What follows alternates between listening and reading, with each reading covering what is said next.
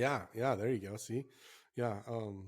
So I think you're right. There's kind of this wide angle capturing a whole scene, kind of maybe to when you're talking about the GoPro, just kind of I've seen things that, put it on your mask or just kind of hit record and go and don't think about it afterwards, and that might be more like documentarian style, you know, photography in that way. It's really videography at that point, versus the macro, which is I think a lot of folks, that see people on dive boats going out with big rigs. Usually, it's the macro cameras. I think. I mean, you tell me because I don't really know, but I would assume when I see those photographers underwater, they're seeing things that I'm not seeing, along a wall or in a coral reef or something like that, and so they're trying to get that perfect picture of that crab or that little octopus or whatever it would be that they're Mm-hmm. seeing.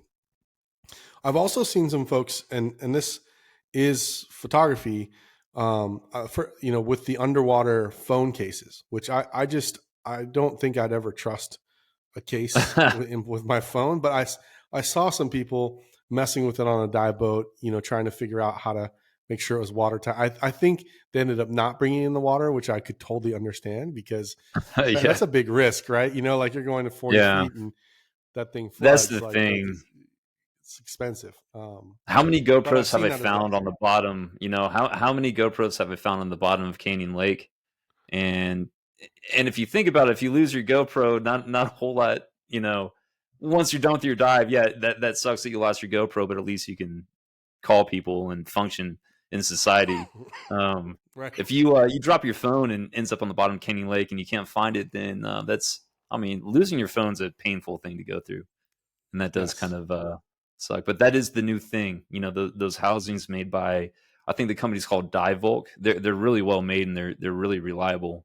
And of course, the camera technology in all these new iPhones is progressing pretty quick, and it's definitely nothing like what you get from a real camera system, but it's still pretty impressive, and it certainly beats what you can get with a GoPro. And honestly, that's the way to go these days, I think. Instead of buying a GoPro, is getting that, and you can shoot macro with it. You can shoot wide angle video. It's fully stabilized. I mean, it looks great on the newer iPhones.